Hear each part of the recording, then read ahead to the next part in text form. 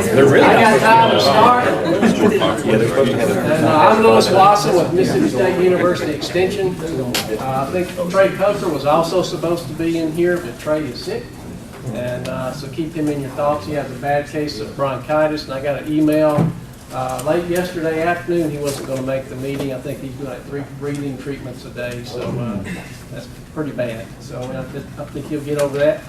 He's a young guy, so keep him in your thoughts. So it's just me, and I don't have a clicker, so I'm going to stand back there by the computer and hit the buttons. But this is my contact information. My partner in this, who's on the extension on the research side, is Dr. Joby Zarnecki. So we teamed together. I came out of retirement in 2015. Dr. Gary Jackson, who's our extension director, he was getting all these phone calls from producers saying, "You have a drone program." He said, "No, we don't." So they brought me back out of retirement, and so we started the program in the middle of the growing season in 2015. And so we realized real quick that the university had the pilots, they had the aircraft, but they didn't have the proper sensors. And so in 2016, we got better sensors, we began to do some more work. And so this growing season, 2017, really kind of get going with the UAS technology. So the title is basically the struggle is real. So I know we've got some guys in here that are flying these things, but you know, there was a big hype curve when all this started, you know, back in 2013. So I'll step back here and I'll start talking. Appreciate Dr. Cruz letting me use his laptop. So first of all, we know it's very convenient. And it offers a really unparalleled view of the landscape. This is one of our research farms at the university in Starkville. We've got corn going on. We have some rye. We got soybeans to the left coming up on a rice field. And now we're just kind of panning around. So it gives you a real good panorama of what's going on at 100 feet. And so you can actually see some, you see the little dark strips. That's compaction left over from a previous year's study. There's peanuts right here. They're doing some nitrogen studies there. Coming back over the corn, different hybrids of corn. That little spot up there we're getting ready to come out of is a watermelon patch that you would never see from the road.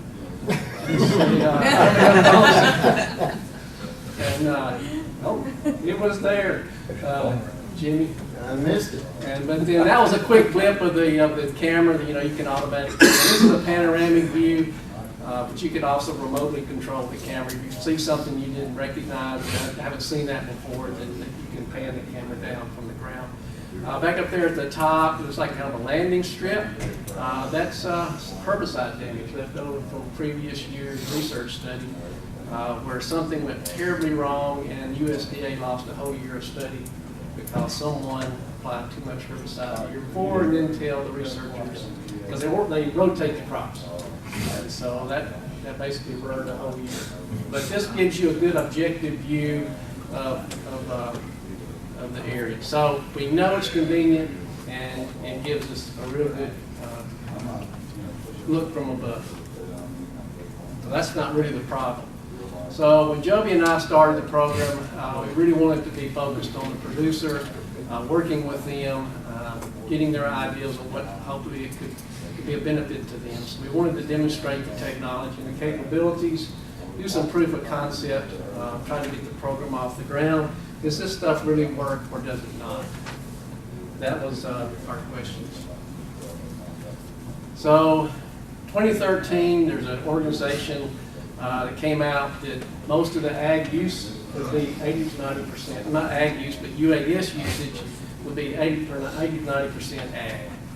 And so, you know, anybody and everybody jumped on that bandwagon. You had software engineers, sensor engineers, electrical engineers, you had guys from MIT, you know, graduate students forming all these companies, and they're saying, we're going to go out there and help the farmer. That's great. This was 2013. Oops. This is today. 19%. And so this is the next forecast. This is done by the FAA. This came out 3 weeks ago. So FAA is projecting 19% UAS uses in ag. So this is a little bit more realistic right now. I think with the changes that are coming, We've had a lot of FAA regulatory issues that have kind of kept us handcuffed, especially in the university research area. But right now, I think this is pretty realistic, 19%. And I hope this kind of improves. And we'll talk a little bit more about this. Do you think that number went down, or did the other numbers just go up? It actually went down. Now, industrial inspection is a big one now. It always actually has been. I think a lot of engineers, site construction guys, supervisors are really using them because it helps them with their inventory. So at a certain stage of construction, they do inventory around as it comes. So it makes it more efficient for industrial inspection and site inspection. So that's the big one right now. And plus, you don't have to do a lot of things that, ag is just different than anything else. And when I said anybody and everybody got on the bandwagon, but when you go back and you looked at these companies and you looked at their staff, they had all these engineers, software, this, that, and the other, but they didn't have any agronomists, they didn't have any farmers on their company, in their roster. And so, and I get these UAS newsletters now, and since about mid-November, you start seeing one after the other one closing shop because they just didn't meet the needs of the growers. And now the industry realizes that we didn't meet their needs. We didn't understand agriculture at all. And so the ones that are still there, and those are the ones that have the agronomists and the producers on them. So they understand now what the producers need. And so they're kind of changing the technologies a little bit. With their sensor packages. Centera came out with a new sensor last week called NDVI Live, where it actually does an actual remote sensing image on the fly, just like you would see a video, RGB video we just saw. So that's really going to help, and so the industry realizes that. So I'm looking for that 19% to go up to like 30+% in a couple of years. So you don't know what you can't see. And what you see in red is where I see where all the hype was at. You can use NDVI imagery to help with irrigation, fertilizer, weeds, and pests. I didn't see that. I haven't seen it. Forestry is another potential big application. We have line of sight issues. But where remote sensing or where UAS has a tremendous potential is in growth patterns. We saw that in that video earlier. Emergence is another big one. Because these things fly at 400 feet or lower, and they have high resolution cameras, and so you can't see emergent plants from a satellite or a plane, but you can from a low flying UAS. And so when you plant that field, and then you want to see how it's doing, say you had a flooding rain, you had a late killer frost, something like that, then you can fly it and you can check on the emergence and check your damages, good damage assessment. So emergence is a good one. Like I said, damage assessment, you guys, the producers and the scouts know your field better than anybody. You know typically what's going on in that field, the history of the field as it progresses through the growing season. But say you want to send it up and just take a look. If something's not there that wasn't there before, such as hog damage or wind damage, hail damage, something like that, it's good to send it up. It's convenient. And then you get a good objective view of the damage that was done on that field, which can help you with your crop insurance. Livestock monitoring, I'm kind of curious about that. Some guys are starting to use that. Checking the grazing patterns of the cattle. And forestry's got a tremendous application. But now once that thing goes and kind of moves off a little bit, you lose your line of sight. Now the FAA is not going to change that line of sight rule for quite some time. They're working on it. They understand the potential. They're doing a lot of Pathfinder projects where you're out in the middle of Arizona and you've got these long railroad tracks and things like that. So they are going to be on line of sight in real rural areas of the country, but they're still iffy on for agriculture. Basically, it's a safety issue. If you're not capable or qualified to fly it, if you lose line of sight, your autopilots, which are getting better and better every year, say it loses, it just craps out, then you have to try to bring that thing back. And so are you capable of understanding where it is, its orientation? Can you get it safely out of the sky? And also so you won't lose it somewhere. So again, forestry is a big application, but line of sight's the issue. A lot of the hype a few years ago was, we can help producers be proactive instead of reactive. So you can see damage in the crop before you can see it with our own eyes. And we've done spider mite research. It'd be great if we could, that image on the left, the picture, it'd be great if we could see the spider mites at that stage or before, when you still have a lot of green and from on the side of the road. It still looks nice and healthy, but in reality you have a spider mite problem. We've flown those fields before. We just can't see the damage. The resolution is just not there. And so you're getting into that multispectral stuff. And so it's just, the hype just didn't live up to that. Now when it gets to the stage that you see on the right, I can see that with my own eyes. And so the multispectral can see it too. So and I know Dr. Price is going to be giving a talk later, or Kevin Price. He's going to be giving a talk later, so some of the uses that they do, I look forward to hearing that talk in the next session. But again, if I can see it with my own eyes, why do I need to spend the next $7,000 on a multispectral camera when I can just use a simple RGB or just walk out there in the field?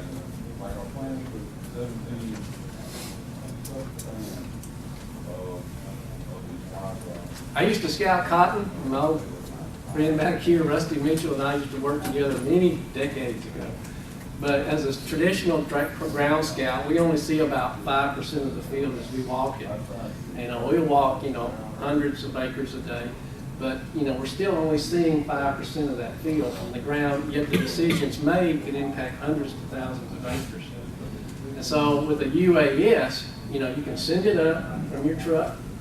Fly your field, get that unique perspective, that view from the air, and you can see the whole field at one time. It's okay, I see something I don't recognize, let's go check it out. So we're not going to replace the scout. You will never ever replace a ground scout, but this technology enhances his capabilities.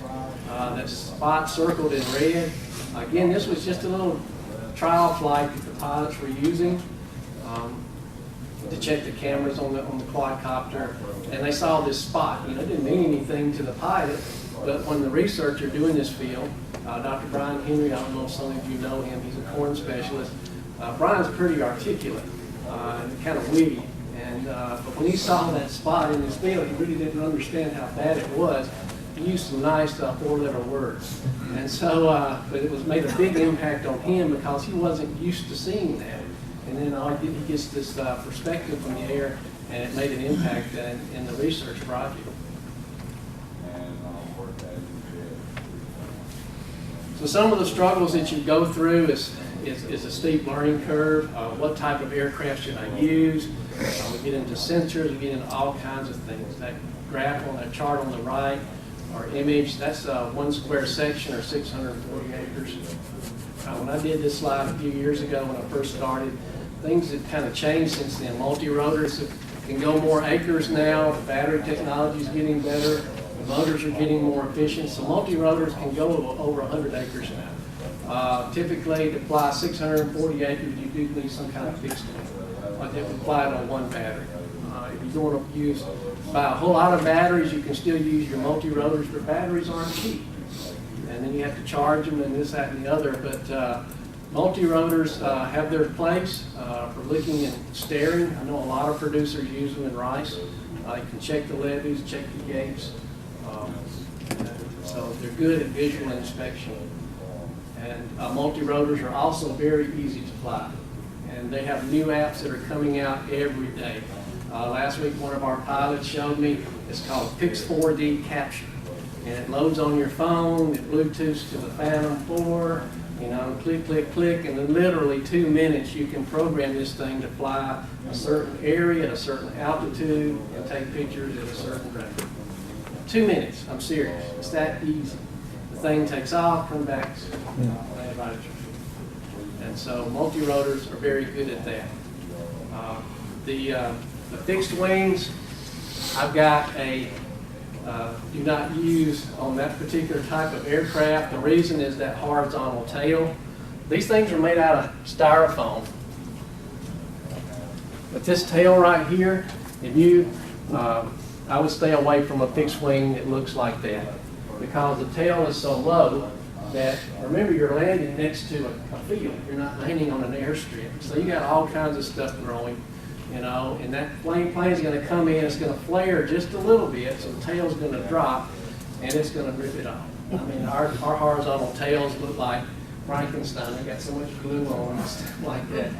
But what I recommend, I think GeoShack? Out there, they have a nice, I think it's called a Phoenix. It's more like a delta wing, like the Eevee there. But it also has a vertical tail on it as well. It does not have a horizontal tail. So if you want to go to the fixed wing route, I would recommend, you know, a delta aircraft. And like I say, Trey's not here, so we got all day to talk. So anytime y'all have any questions, feel free to ask. Well, if you're just getting started, I mean, better to buy one of those like Phantom Pro 4s. That's what I would recommend. How many acres you got? Oh, I ain't gonna say that. Okay, but anyway, yeah, I recommend the Phantom Ford. I mean, you would be fine if you're a consultant. You're not gonna be. You ain't got the time to fly every field too. I mean, Yeah. you can't fly it just while walk. Can't fly it while walk. Right. I mean, that's why I'm just justifying the cost of buying one instead of just logging. I mean, just like finding dots like that, I guess, in the field. Right. Yeah. I mean, you can go to Walmart and buy a Phantom 3, I think $400 or $500. It'll work great for you. For going out there and looking and staring, you know, and seeing, looking for something that, you know, and say, I haven't seen that before. You know, it could be hog damage, whatever. How about your camera? What you got invested in it?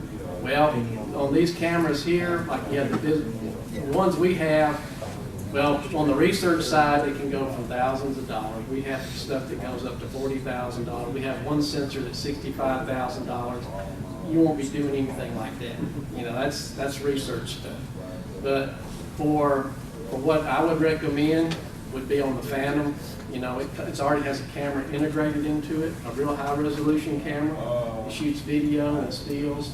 Like I said, you can go to Walmart, pick up one for $400 or $500, and it'll give you great perspective of what's going on in your field. Flight time's what costs, doesn't it? Pardon? Flight time. Yeah. You know, a lot of your Phantoms, there's really not much difference in each Phantom. It's just how long can it stay up. 20 minutes. And then if you go to the Forward, it's got it's like you said earlier, the battery. Yeah. The better the battery, the longer you can fly, the more it costs. That's sometimes a $3,000 one isn't going to shoot any better resolution than a $1,000 one, except for it might fly for 40 minutes versus 20 minutes, or even 30 minutes versus 20 minutes. It just, you know, it depends on your skill level. If you want to contract out a service, that's something else you might want to look into. You know, you got people that can take on that burden for you and that responsibility, and they'll have a very expensive platform.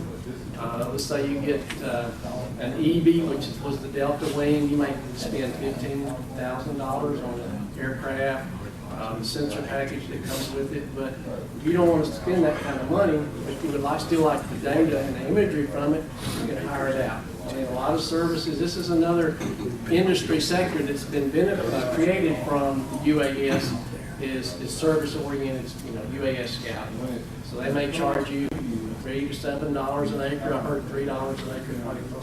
In your research on your NDVI images, what's been the best way you found to get those? How to get them? Yeah. Well, ours goes through, the red one there is called MicaSense. And so we actually send that out to MicaSense, to the cloud, and we land, take the card, put it in the computer, it goes to MicaSense, they process it. Depends on the acreage that you include, but most of the time we come back the next morning, it's done. They have a whole list of products from RGB, which is visual, to chlorophyll maps, NDVI, soil adjusted maps. They just have a whole list of stuff that they get out of that imagery. Is that kind of just like going to boy and? Yeah, the same thing. Again, that's a service that you can contract out with. Each map costs some. Well, there's a subscription that you're going to get like 100 maps. Yeah. If you're going to do a bunch of fields, it's going to get pretty high pretty quick. I mean, yeah, you can pay a certain yearly fee or a seasonal fee, and it can run you say $500. Or you can buy the software that does it too. Yeah. But it's $3,500 or so. Yeah, you can get Pix4D, and I think there's some others that are AgiSolve that are out there. Again, if you have the time and kind of the knowledge to learn a little bit about processing software and how this stuff works, and then you can do it on your own. And you better buy a pretty heavy computer Yeah, that's with right. the software. I'm not smart enough. Yeah, I'll show you the next slide. It kind of puts it into perspective. But you know, like I said, there's two ways to process this kind of stuff, and that's with your own eyes. And we're kind of looking at that. But the visible, thermal, and video are ones that, you know, especially the thermal now, I think is getting a lot of looks at. Well, as it goes on, it should probably eventually get cheaper and cheaper, Yeah. more just like UPSs go out and more people involved. Right. How much Does the Heinz information? program and the state program cooperate, Yes, sir, or are we they sure do. independent of each Now, other? we cooperate. Don't cooperate with each other? Yes, sir. How much information per acre do you create from an NDVI image? And the reason I'm asking is if you, 40 acre field, 100 acre field, doesn't really matter. But if you have poor internet and you have to send that up and back down, Yeah. how much are you gonna We're have talking to gigabytes of information. per acre Yes. for a NDVI or NIR, whatever you want to use? Do they still take a picture like every 2 seconds Yes. It's based on with the geotag? the speed of the aircraft and the altitude and the focal length of the camera, and it gets into a lot of stuff. Yeah. But I think thermal is one of the upcoming technologies I think that's really going to be beneficial, especially for irrigation. When the stomata start to close on the plant, the leak itself starts to heat up, and so you can actually begin to see some of that through thermal imagery. Plus, it's good for finding hogs and stuff like that. Mississippi does not have a, I know, I think Louisiana has a rule. I know Alabama just got one. You can't use a UAS for hunting. So but Mississippi doesn't have that yet. So I guess we're not getting a lot of phone calls about, mid-November and stuff like that. They use my phone. Hey, the rule specifically says you can't. I don't know if you can see this too well. I know they won't let us turn the lights out. But when these things are flying, this is each one of this individual image. Click, click, click, click, click. So it's flying, it's overlapping like this. So there won't be any gaps. You have to understand this thing's very small and light. So the wind's buffeted it around like that. So they fly like 70% overlap. So they won't have any gaps in the data. So this was just 9 acres, and there's hundreds of pictures in there. I think this was like 5 gigabytes or something. I can't remember. Do you have an upwind, downwind adjustment? The plane usually does that on its own. Yes, sir. Because it can say, okay, I got to take a picture based on my focal length, my altitude, and my speed. Then autopilot will automatically adjust a lot of that when it takes the picture. It's better because we ain't smart enough. I know, I know. If you get an airplane flying in the wind and with the wind, but if you use a copter, you don't got to worry about it. So, because they can teleport it. What test you gotta take now to do this? We'll get into that in a little bit. So you can see the image on the left there is like a typical RGB image. The one on the right is your NDVI image. And so you can see the differences between the two. This was a nitrogen study. And you can see that both of them tell you a lot of information. But again, it's the difference between paying $6,500 for a MicaSense multispectral or a couple of $100 for an RGB camera. But again, it goes, like Randy said, it goes back to the software too. But that's where I like just the video, the simple video. You don't have to worry about the processing software, just watch the video. Next thing is the learning curve that we have and the struggles is collecting imagery is easy, just throw it up, but collecting good quality imagery so that the processing software can really help you out, that's the hard part. And we live right next to the Gulf of Mexico, and during the summer, those southerly prevailing winds bring in all that moisture, and guess what we have? A lot of clouds. We're not Nebraska, we're not Iowa, we're the southeast, and we have a lot of clouds.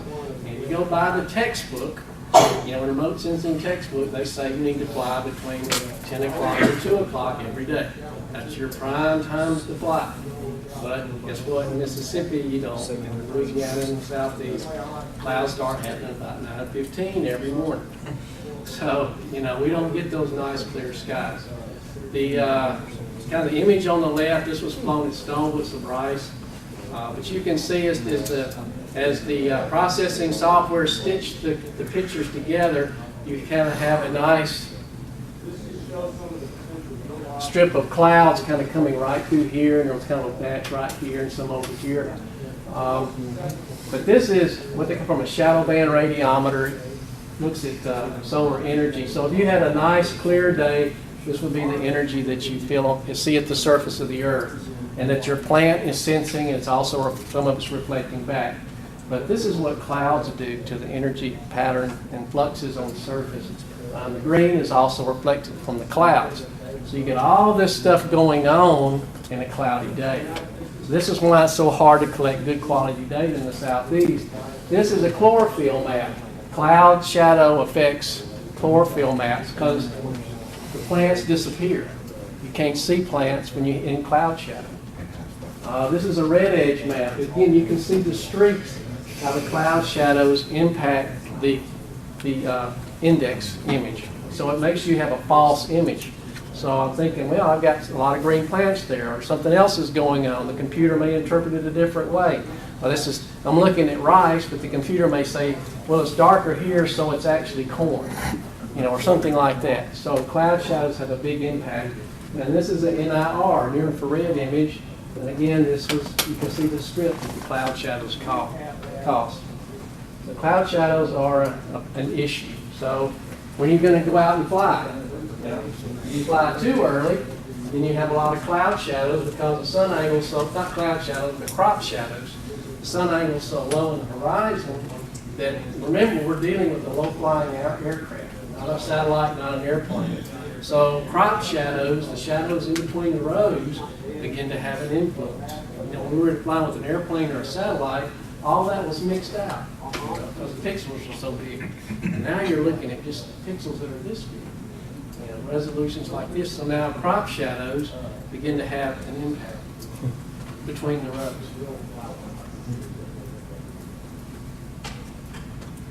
So now you're looking, I thought I had another slide. Anyway, I guess I didn't add it.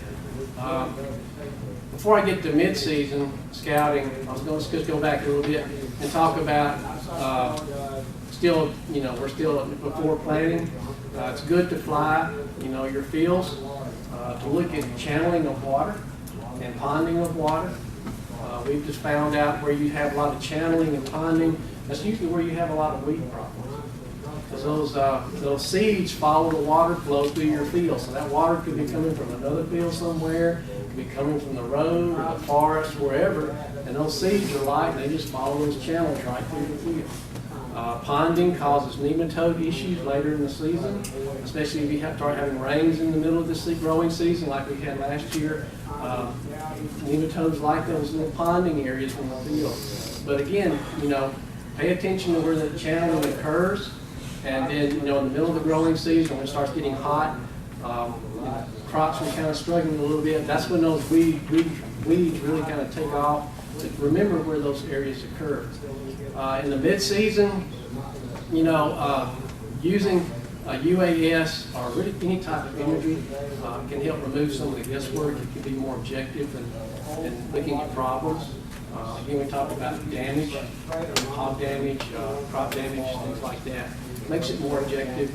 Again, looking at disease and pest pressures, those things in red, that's what all the hype is about. We can help you see this and be proactive instead of reactive. But again, me personally, I'm still having issues when I can see something. I still can't see that with UAV image. So the disease and pest pressures. Controlling weeds, sort of, particularly in rice. You can see because the weeds do stick up out of the rice, and you can see that. That does help you. Fertilizer applications, again, that's kind of the iffy side. But you can assess forest stands. Again, that's that visual RGB video image. It helps you do that.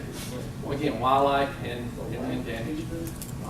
the little image up there on the right, the aerial applicator forgot to flush out his tanks, and so he sprayed that wheat field with Roundup, and it killed a lot of it. So again, that was a good damage assessment for his crop insurance. Poor farmer standing there in the middle of his hog damage. Again, those are very easy to see from the air that you can't see from the ground. The image on the left, we also do a lot of weather flights. These aircraft are great at studying the lower boundary layer of the atmosphere up to 1,000 feet. MSU allows us, our research COA allows us to go up to 1,000 feet, but everybody else has to stay at 400 feet or below. But we were flying a weather flight, and we noticed in this field, the red circles, that was deer damage. And I was standing right there on the road and never saw it. Never saw it. Again, I can only see 5% of the field. But when that plane took a picture, I said, what in the world's going on? And we said, oh, that's out there and scouted, it was deer damage. Again, a good perspective from the air. The image on the right, that was green snap. The whole picture, that's not the whole field, it was 500 acres. And they had a severe wind shear going on, downdrafts, and from the ground you could never be able to estimate all the damage that happened, but from the air you can really see the green snap damage. I think that may be hog damage. Yeah, that one was hog damage, I'm sorry. This is the green snap. So again, really good at damage assessment using a UAV. Again, it's convenient. Drive up, let it go in the air, bring it back down, and you get a good estimate. And there's software programs out there that can take that imagery and say, okay, all that damage equates to 30 acres of damage, or 50 acres, or 100 acres. So it does it for you.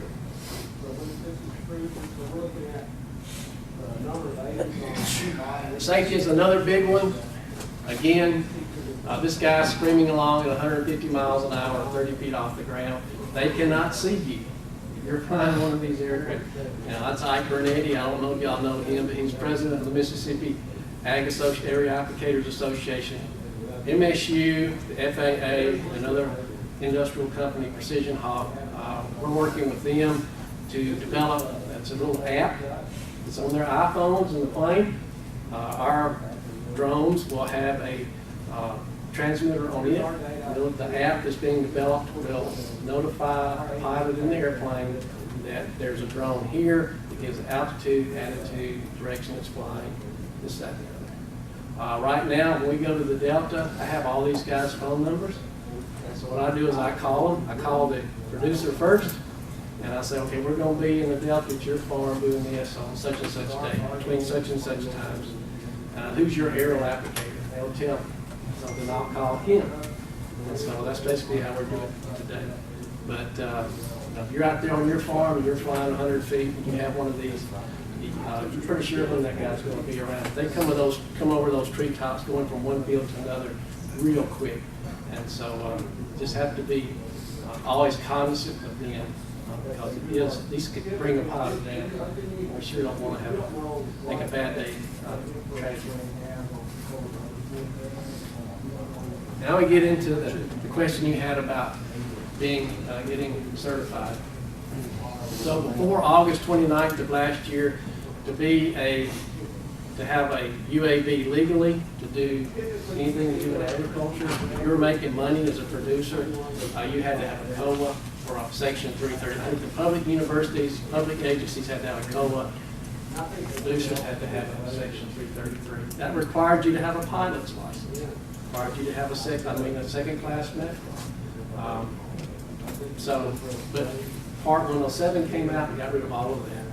So now what you have to do is take a remote pilot certificate. It costs you $150. And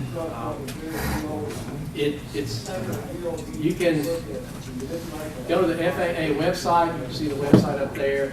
And they give you a study guide that you can study. And you can pay somebody, you can do the work yourself and study. But if you don't learn that way and you want to hire somebody to actually teach you, there's a lot of online stuff that's there, like $150 or whatever, $300. You can go classes, you know, you pay $400 in 2 or 3 days, they guarantee you that you'll pass. Have you taken the test? Pardon? Have you taken the I test? have not taken the test. I have studied for it. I know a lot of people who have. Our 2 pilots are, they're man pilots. That sounds pretty close to the study guide. Yeah. That wouldn't get too difficult. Is it required that you're already a pilot? Yeah, if you're already a pilot, you do the Part 61 section, which means, well, you already understand the airspace. You know what class Alpha, Beta, Charlie, and all that stuff means. If you don't know what class Gulf airspace is, then you need to study. It's all about safety. You have to understand the airspace. Airspace is 3-dimensional. It goes left and right, forward and backward, and up and down. You get around Atlanta Hartsfield Airport, that's a Class B airspace. Memphis is a Class B airspace. You know, it's busy. You don't want to be flying around those places. You get in a lot of trouble. And we see that in the news all the time. You know, don't be stupid. And it's basically boxing. And so, take the test, it gets into a lot of stuff. Class airspace. Maybe the next slide they have some stuff on it, I don't know. But it gets into several things that are in the study guide, and it's all free. Or if you can't learn that way, it's easier for you to hire somebody, then they'll teach you. And there's a lot of good stuff on the YouTubes, things like that. It kind of gives you an idea what the test is like. I spoke at the Ag Expo, I believe a couple of weeks ago. A lot of farmers are taking it. You know, they said it was tough, and it is a tough test. If you're not familiar with aviation terminology. But they passed it. It's a 70% pass rate. I mean 70% is pass fail. Make below 70, you fail. And you have to wait 2 weeks to take again, and it'll cost you another $150. Oh. But anyway, you know, I know guys that study 10 hours, you know, a couple of days, and then they take the test, and they said, I passed, I made a 72, that's okay. 70, 71, it doesn't matter, it's a pass-fail test. It doesn't matter if you make 100 or a 70, or a 70. You make 69, it's fail. So, a couple of days of study, and you got it. How long is your certificate valid? 2 years. 2 years. So every 2 years you take the test, That's correct. $150 every 2 years. Okay. Louis, so they like cell phone, the government knows exactly where every unit is at any point in time? I mean, when you take off, is there somebody somewhere in the United States that knows? No, they Yeah, don't. not yet. Not yet. That leads to this question right here. It doesn't matter if you fly this thing for a hobby, or you fly professionally as a producer, or you're in real estate, or you're doing mapping, you know, surveying. If you own a drone that weighs more than 0.55 pounds up to 50 pounds, you have to register the aircraft. It's just like you go and buy a car, you have to register and get a tag. Same thing with UAVs. You buy a Cessna 172, you do this very same thing. The FAA considers a UAV an aircraft flying in the national airspace. It doesn't matter if it's a $50 drone you get at Love's Truck Stop or 747. It's an aircraft. If you're a pilot of that drone, you're the same. The FAA sees you the same as a pilot of the 747. That's why they want you to take that test. But you have to register the aircraft. Again, it doesn't matter if you're flying it for fun with your kids or you're making money. You have to register the aircraft. It costs you $5. Yeah, every pilot and every person does this. Yeah. Are they proposing to raise the minimum weight up? I haven't weight? heard that. Okay. Once you get over 55 pounds, Well, I thought like Yeah. raise the minimum weight from whatever it is now up to like 2 to 3 pounds. Have you ever taken any of the eye maps, put them on top of a yield map? that's what we want to do. This past growing season, 2016, we had the imagery. Now we're trying to get the yield maps from the producers and the researchers so that we can compare the two. But now that the researchers are kind of more on board, that's one of the more struggles for us is that researchers are agronomists. They're not used to remote sensing. They're not used to UAVs. So we're trying to get them on board and say, can we look at your yield monitor data so we can compare things, how it goes to the year. But we have not done that. Is there anything that's available for contour mapping? Yes. Flat, there is a certain camera or? Well, a lot of people are doing now called structure in motion. It takes that RGB in. I don't know, maybe my age, but I remember we used to do the stereoscopic view in forestry, where you had two images kind of side by side. And so you looked at the little magnifying glasses and turned it into a 3D image. And so what they're doing now is structure in motion, where they take all those overlapping images in RGB and they produce a 3D mosaic. And so you can kind of see elevation changes. Does it do it on a certain scale? Yes, sir, it does. And I know it does, but that's not all. LiDAR units are out there now. They can fit on these aircraft. Again, that's getting hung up in the money. But if you have a surveying company, especially in construction, that's a big one. Dirt work is important in construction. Cut and fill. So if you have a company that's going to focus on construction, I would invest in a LiDAR. You have to carry it.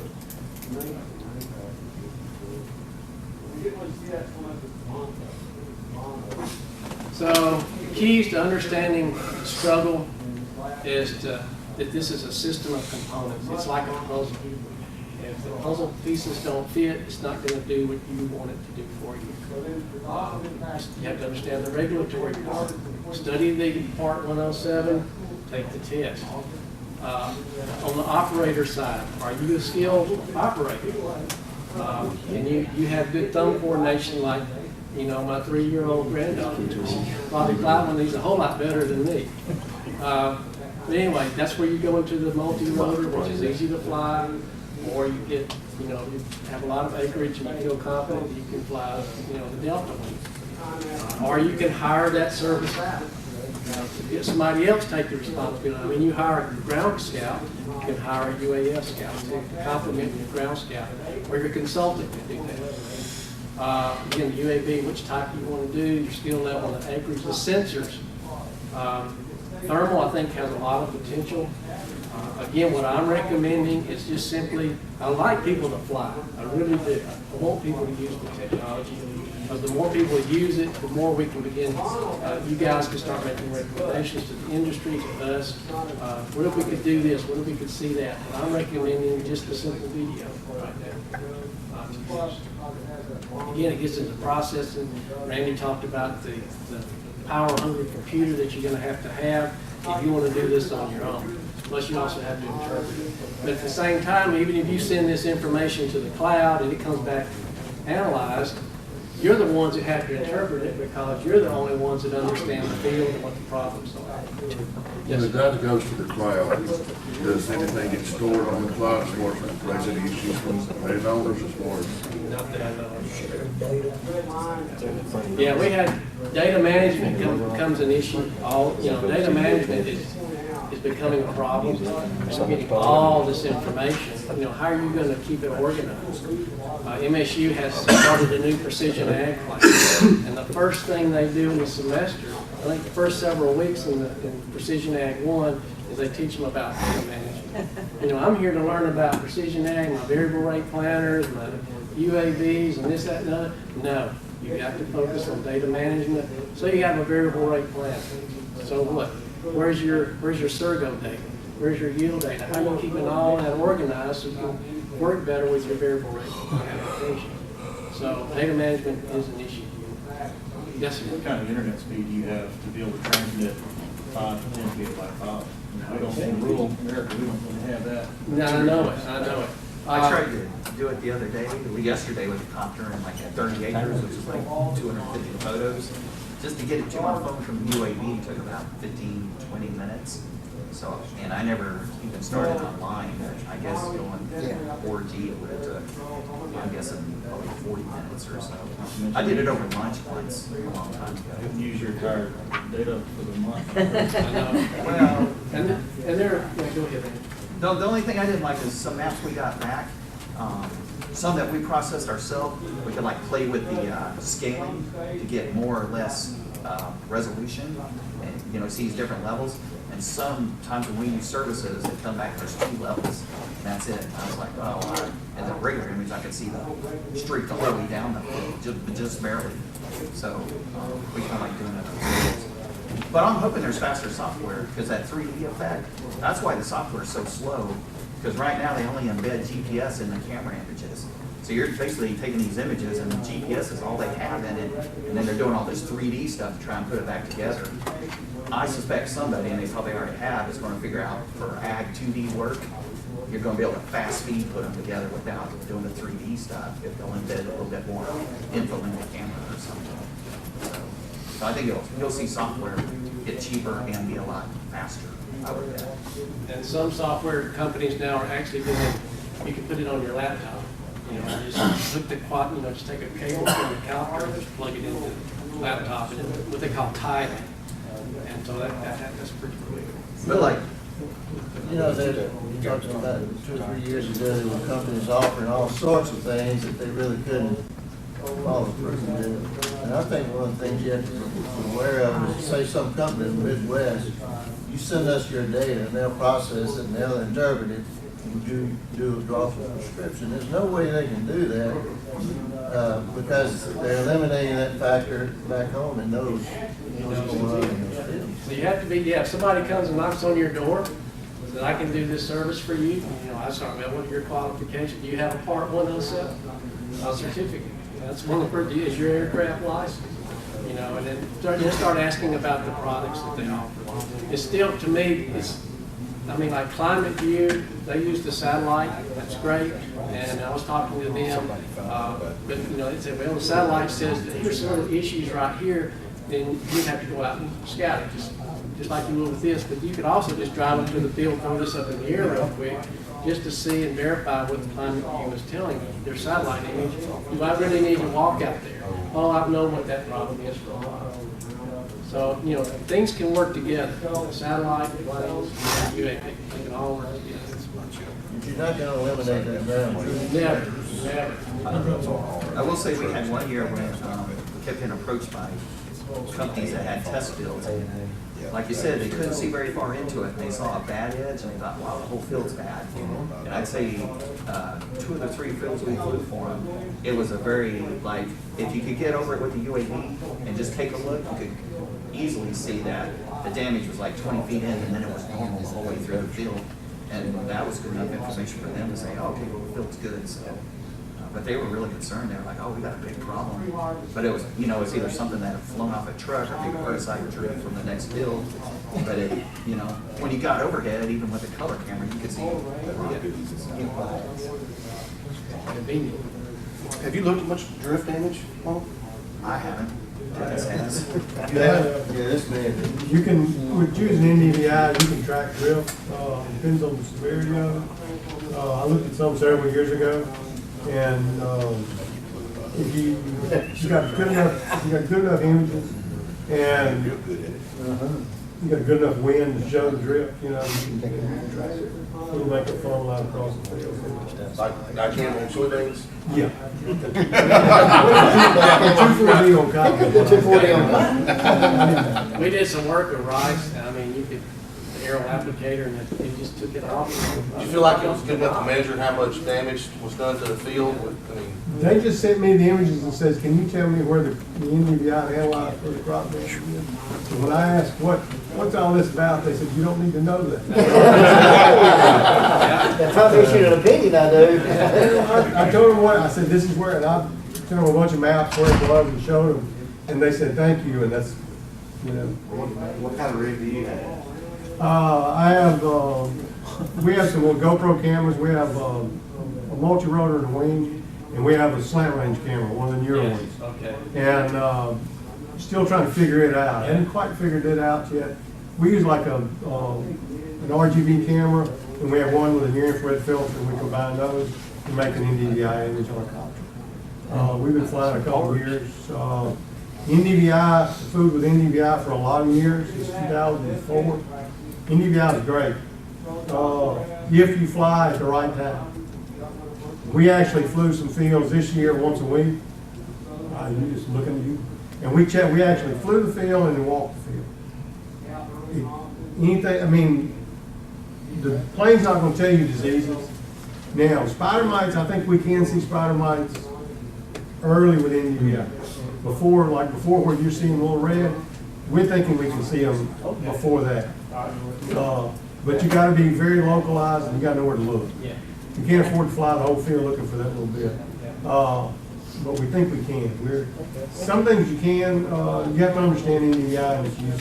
Can you put other cameras on those like Phantom 4s or that camera comes Phantom 4s? I don't have. We got a lot of Phantom 3s and 4s, both with RGB and like that change-out filter with NDVI. We even had bought a professionally built one this year, camera, for like $800 that you can put on there. And we tested it and got real good results. And like we did a test last week that was on a nitrate plots in a pasture where we had varying levels. And the RGB, we could see like where there wasn't very much nitrate, and then there was 2 plots close in nitrate with different types. They kind of looked the same. But then when we used the NDVI, we could see the varying, you could almost see a difference between the nitrate plots that varied just a little bit. So that started showing up. NDVI gave us a little bit more sensitivity. And then when we got the high-end NDV camera, we could actually kind of see where the spreader truck wasn't throwing it evenly. So, did you send that off? Like that's on USB. Did you send that off to somebody to get those? No, I use Agisoft, and we just spend 4 hours at night putting it together, or 2 hours. How old was the crop?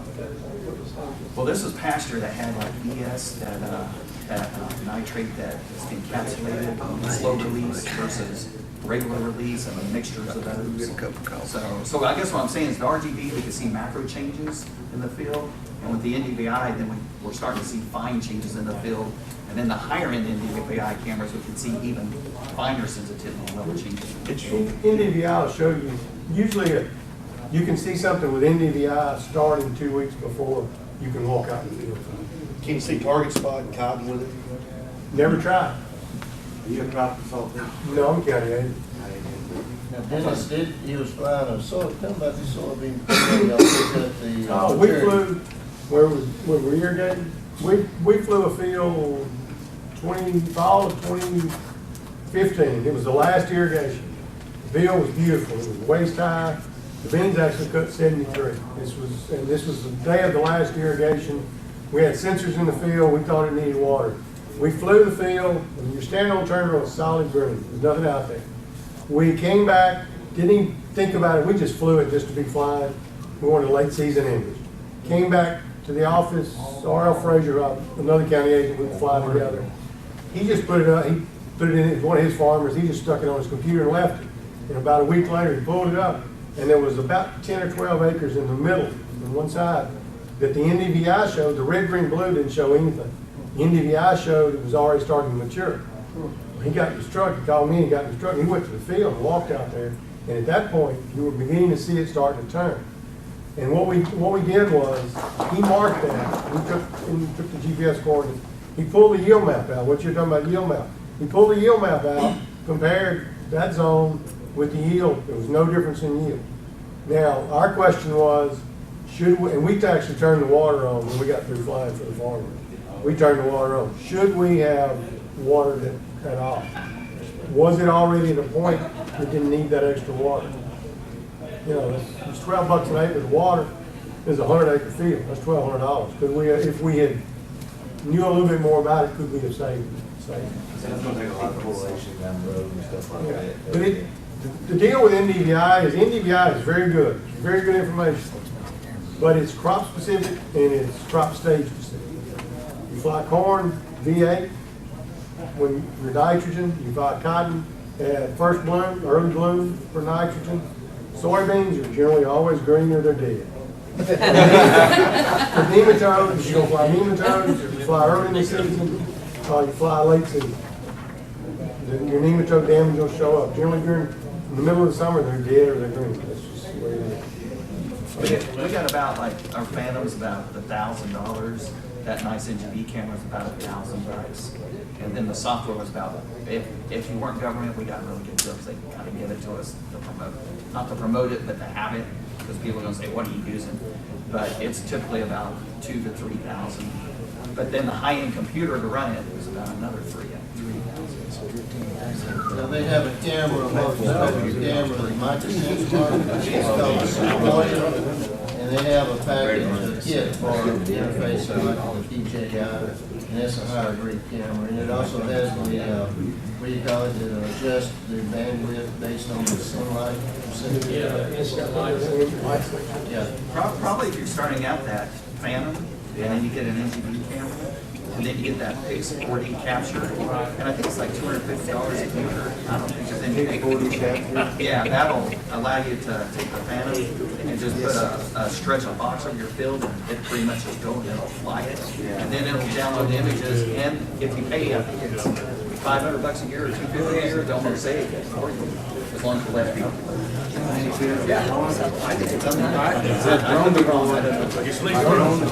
Thanks, everybody.